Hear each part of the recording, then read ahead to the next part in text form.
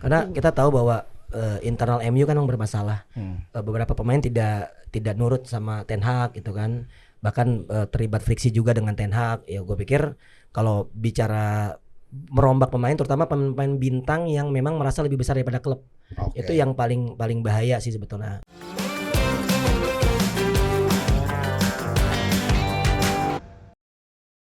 Selamat tahun baru 2024. Wah, bagaimana skorer akhir tahun kalian dan malam tahun baru kalian?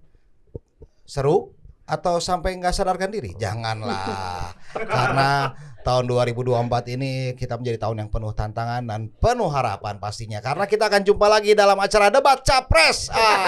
Salah. Skoradar edisi perdana pada tahun 2024. Sudah kedatangan tamu yang minggu lalu juga mungkin kalian lihat. Tapi kali ini posisinya kita sedikit ubah aja lah biar nggak bosan ya.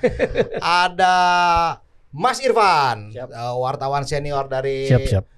Skor.id yang sudah malang melintang berapa Mas? 35 tahun ya jadi wartawan. 50 tahun. 50 tahun jadi wartawan. Luar biasa. Ya, bayangkan dia sudah nonton, saya sudah meliput 10 Piala Dunia berarti ya 50 tahun. Luar biasa. Dan satu lagi fans club yang bisa dikatakan besar pada zamannya ya, yang kali ini Soso lah ya. Doni Zola alias Donzo.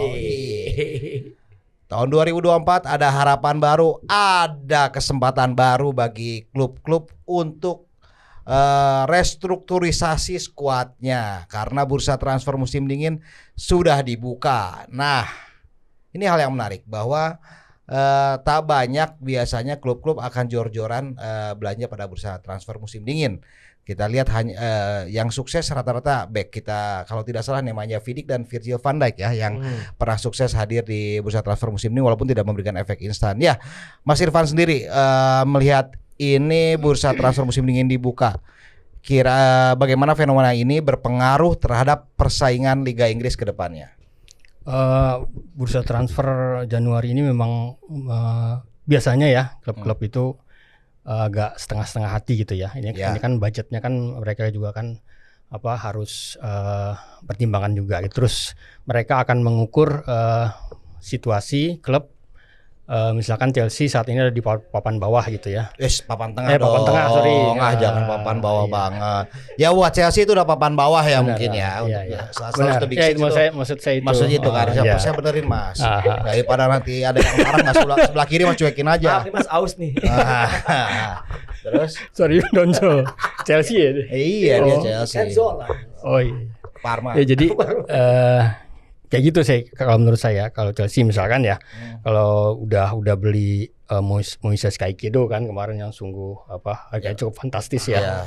Itu istilahnya tuh tanda kutip nggak kepake juga gitu loh. Maksudnya bukan nggak kepake, nggak efektif dari sisi membawa tim itu meraih hasil maksimal gitu ya. Karena bagaimanapun juga kan gelandang bertahan gitu ya. Jadi yang dibutuhkan Chelsea kan misalkan Enggak, ini secara umum nggak usah bahas ya. Oh iya, oke. Maksudnya bagaimana bursa transfer musim dingin berpengaruh terhadap persaingan nih Mas? Akan mengubah konstelasi nggak atau gimana? Elektabilitas tim-tim Premier League gitu. Kalau saya melihat MU ya misalkan MU bisa lah maksudnya bisa ke papan atas. Maksudnya naik ke 4 besar, Big Four gitu loh. Kalau mereka bisa memperbaiki memenuhi kebutuhan timnya.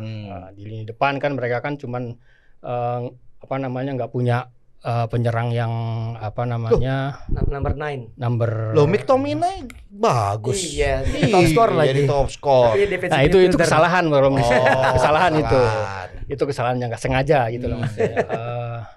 Saya lihat kan belakang ini dia kan ditempatkan itu agak ke depan ya. Padahal kan sebenarnya dia gelandang bertahan gitu loh. Yeah. Ketika era Jose Mourinho terus namanya mencuat gitu ya. Terus belakangan sama Erik ten Hag ditempatkan di kemarin pas lawan Liverpool ya. Kemarin dia ditempatkan di belakang penyerang gitu. Itu kan saya kira agak sedikit aneh tapi berhasil kayaknya ya berhasil dari sisi mungkin dari sisi meredam serangan dari awal gitu ya. Bukan Brazil. Scotland Mas. Bukan Brazil. Scotland. Penuh retorika nih jawabannya Mas. Ayo, coba Donso, coba. Terus Gimana? MU juga mesti punya apa namanya back ya, Nggak back usah tegang. Santai aja, Mas. back ya, apa namanya mereka itu sedang mengincar backnya AC Milan, itu Fikayo Tomori. Saya kira sebuah apa namanya keputusan yang bagus kalau memang mereka bisa mendapatkannya gitu ya. Itu pertahanan kan memang compang-camping itu MU. Iya. Gitu. Jadi menurut Mas Irfan, tim yang paling membutuhkan restrukturisasi besar-besar adalah Manchester United. Benar. Itu kalau menurut saya emang MU apa namanya di bursa transfer Di papan atas ini memang cuma MU yang kekurangan, dalam tanda petik kekurangan pemain. Ya, kekurangan sebenarnya kekurangan pemain dari sisi kualitas dan penempatannya. Dalam tanda gitu. petik kan seperti itu. Kalau Donzo sendiri nih sebagai fans Chelsea melihat bursa transfer kali ini kan kayaknya udah banyak banget ya. Kalau Chelsea belanja kemarin bakal belanja lagi nggak sih si Todd Boehly? Todd Boehly ini kan ajaib ya. Maksudnya suka belanja yang nggak penting. Setuju tadi. Walaupun sebenarnya ini agak sedikit ngerusak pasaran bursa transfer itu sendiri. Kalau gue ngelihatnya sih seperti itu, karena Caicedo yang tadi dibahas itu kan sebenarnya inceran Liverpool. Lalu juga kebutuhan Chelsea sebetulnya juga bukan di gelandang bertahan juga kalau menurut gua, karena udah ada Enzo, walaupun Caicedo sebuah investasi yang menarik. Kalau gue sih ngelihat pembelian Chelsea yang jor-joran di bursa transfer kemarin, tapi patut dicatat juga bahwa Chelsea juga melepas banyak pemain, dan bahkan kalau kita bicara pengeluaran dan pemasukan juga itu hampir berimbang ya, dan itu menurut gue nggak ada masalah secara finansial, apalagi juga bisa mengakali Financial fair play. Iya, financial fair play itu. Tapi gue melihatnya sih lebih kayak gini, kalau Chelsea sebagai fans Chelsea, mungkin gue butuh striker number 9 ya. Nkunku lagi masih cedera. Dan bukan number 9 juga kan. Nicholas Jackson juga bukan. Jackson kan? juga cuma ya udah, cuma serem doang gitu kan. Jadi gue nggak ngelihat itu Chelsea sebagai sebuah serem larinya. Bisa moonwalk nggak? Iya, moonwalk ke Jackson 5. Jadi gue melihatnya sih kalau overall ya tim papan atas kayak City, kayak Arsenal itu menurut gue nggak terlalu membutuhkan. Tapi gue malah menyikapi Liverpool yang kemarin pada saat menghadapi MU, gue ngelihat dari segi ini bagaimana cara MU meredam serangan Liverpool ya. Artinya mereka menumpuk pemain, memang mereka datang mengincar hasil imbang, gue yakin. Karena buat mereka imbang aja kemenangan. Karena ini mereka harus tahu diri juga Kang, dengan kondisi Lisandro Martinez cedera. Tadi kan dibahas sama Mas Irfan terkait dengan lini belakang yang copang-caping, itu karena nggak terlepas dari banyaknya pemain yang cedera sebetulnya. Tapi kembali lagi kalau bicara transfer di musim dingin itu bagaimana menambal lubang. Kadang juga kan ada Piala Afrika atau mungkin nanti ada dulu sempat ada, bukan dulu, beberapa tahun lalu sempat ada Olimpiade, mungkin pemain-pemain yang usia Olimpiade juga harus main membela negaranya masing-masing, itu kan meninggalkan kompetisi. Nah, itu juga harus dipikirin kan. Bahkan kabarnya sempat kan beberapa bulan lalu karena kipernya si Nick Pope cedera Newcastle, De Gea dikabarkan siap merapat gitu kan, karena secara finansial Newcastle mampu membayar gaji De Gea, tapi juga membutuhkan tenaga De Gea, dan Onana cukup oke lah setelah banyak blunder. Terus bahkan kemarin lawan Liverpool menurut gua salah satu yang tampil cukup lumayan karena beberapa kali mematahkan tendangannya Salah gitu kan. Emang Salah ya, namanya tendangan Salah ya pasti bisa dipatahkan kan gitu. Tapi gue melihatnya sih overall MU benar kata Mas Irfan tadi butuh. Liverpool juga gue pikir butuh, karena lagi-lagi Nunes kadang-kadang suka angin-anginan ya. Karena nggak pintar kali. Iya, angin-anginan. terus juga kalau Chelsea gue rasa butuh bentar dulu ya, butuh semua juga pasti butuh.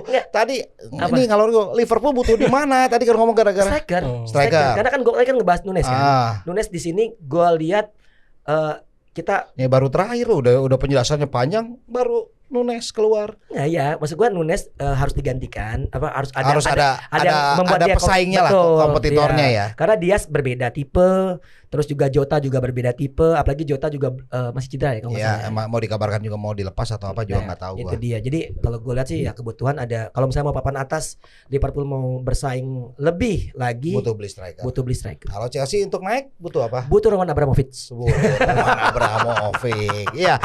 Mungkin di minggu lalu sempat mendengar bahwa prediksi Mas Irfan adalah Arsenal menjadi juara. Mas, dengan skuad yang ada sekarang Arsenal bisa juara nggak nih? Atau masih butuh tambahan pemain? Untuk Arsenal saat ini saya kira udah kalau boleh jangan diapain dulu lah gitu ya. Seperti itu dulu gitu loh. Kalaupun untuk tambahan pemain itu mereka membutuhkan pemain yang bisa melapis dari playmakernya. Playmaker Odegaard itu saya kira itu kan dia itu musim lalu itu sering tampil ya, sekarang juga sempat cedera. Nah itu saya kira ya, soalnya ya. dibutuhkan pemain-pemain yang bisa paling enggak bisa memiliki karakteristik permainan seperti Martin Odegaard lah, saya kira seperti itu doang ya kekurangan Arsenal ya. Pelapisnya itulah. Nah sebenarnya kan itu soal kebutuhan yang masuk lah ya dari tim-tim besar tadi. Nah kalau Donzo sendiri melihat tim mana nih yang kemungkinan paling banyak ngelepas pemainnya pada bursa transfer musim dingin ini? Harusnya sih MU ya. Karena kita tahu bahwa internal MU kan yang bermasalah. Beberapa pemain tidak nurut sama Ten Hag gitu kan.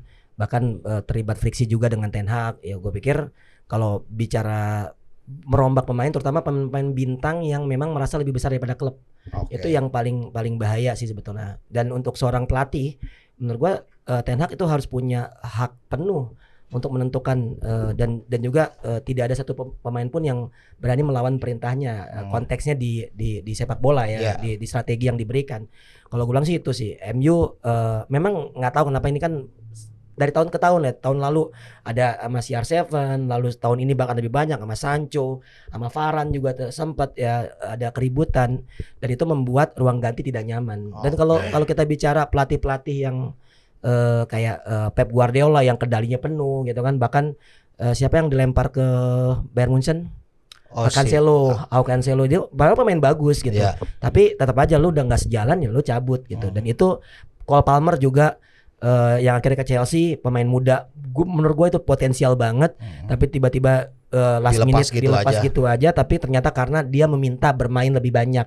Nah ini pelatih-pelatih kayak tangan besi kayak Guardiola menurut gue emang dibutuhkan untuk berada di papan atas gitu. Jadi ya itulah Klopp kurang tangan besi apa gitu kan, tapi melindungi pemainnya dari media segalanya, tapi juga punya konsep yang jelas. Nah ini pelatih-pelatih yang ya makanya Ten Hag selama udah lebih dari setahun ini konsepnya tidak jelas karena memang keberadaan pemain-pemain toksik itu tadi ya Don. Betul. Nah sebenarnya salah satu potensi paling besar adalah bahwa bursa transfer musim dingin ini bisa panas itu karena keterlibatan klub-klub Arab Saudi, Mas. Gimana Mas Irfan melihat pergerakan klub-klub Arab Saudi ini? Apakah bisa mengaruhi performa para tim-tim Liga Inggris yang saat ini bersaing di papan atas? Ya, saya kira benar ya. Masifnya klub-klub Arab Saudi itu mencari pemain di Liga Inggris, di Liga Spanyol dan Liga Italia itu harus diwaspadai oleh sejumlah klub, terutama di Liga Inggris ya. Di Al Hilal, di Al Ittihad juga mereka kan punya misi untuk menjadikan Arab Saudi itu sebagai visit Saudi dari sisi sepak bola menarik dan butuh bintang-bintang ternama agar liganya juga naik, dilihat gitu. Nilai wisatanya pun naik ya gitu. Saya kira itu perlu diwaspadai oleh klub-klub di Liga Inggris dan Liga Eropa yang lainnya. Kira gitu. Dari Chelsea mau ada yang dijual ke Liga Arab? Berharap Mudrik ya. Modric jago, ditonton Iko langsung Iya, iya, nyetak iya. gol. Mudrik, Jackson, boleh lah kalau mau pergi, lumayan kan duitnya juga. Pemain MU tadi yang dibahas itu mungkin nggak sih pindah ke Liga Arab? Masih ada yang mau nggak sih kira-kira? Kalau mau pasti mau ya. Maksudnya liga klubnya mau. Cuman kan ada beberapa pemain yang punya idealisme ya. Artinya mereka nggak mau. Ya kayak Maguire ke West Ham aja nggak mau kan? Ya gitu. Mereka malah mau membuktikan bahwa kalau Maguire menurut gua bisa menjadi bisa dibilang udah jadi orang yang mampu membuktikan bahwa pandangan orang lain itu salah ya. Iya. Dan mental yang sangat luar biasa, dicopot ban kapten, dibully Justru. sana sini. Lalu juga mau dijual ke West Ham tapi nggak mau bersaing dan akhirnya mendapatkan tempat. Tapi kalau kita bicara Arab Saudi, emang nih menurut gua dua sisi mata pisau yang sangat bahaya sebetulnya. Tapi ada juga klub-klub yang sangat butuh dana untuk kelangsungan timnya, atau bisa beli, katakanlah jual satu bintang bisa dapat let's say 100 80 lah, ya, 80 sampai 100 juta pound. Tapi lu bisa beli 2 sampai 3 pemain yang useful, yang Iya. berguna untuk di paruh musim ini. Dan kalau gue bilang sih tetap akan ada selama peraturan itu tidak dirubah, apalagi juga kong kali kong antara owner to owner. Todd Boehly juga punya hubungan baik sama konsorsium Arab Saudi juga. Itulah bagaimana cara Chelsea juga bisa jualan pemain dengan harga, maksud gua lu beli, siapa yang mau beli Koulibaly dengan harga segitu, siapa yang mau beli Mendy dengan harga segitu, kalau bukan orang yang kelebihan duit gitu kan. Dan itu ada di Arab Saudi. Benar, makanya harus dekat dengan penguasa supaya bisnis jalan kan, Waduh. gitu kan, ya nggak Mas? Semoga ada harapan. Ya, begitulah diskusi panas pada awal tahun ini. Terima kasih, saksikan terus Skor Radar di Skor Indonesia, dan juga ada Discord. Nggak mau promosi juga Discord di sini, Ya boleh pasti lah. ditonton lah. Pasti ditonton ya. Ya, sekian Skor Radar kali ini. Saya Jalul Wirajati, Irfan Sudara dan juga Donsol pamit. Sampai jumpa di Skor Radar berikutnya.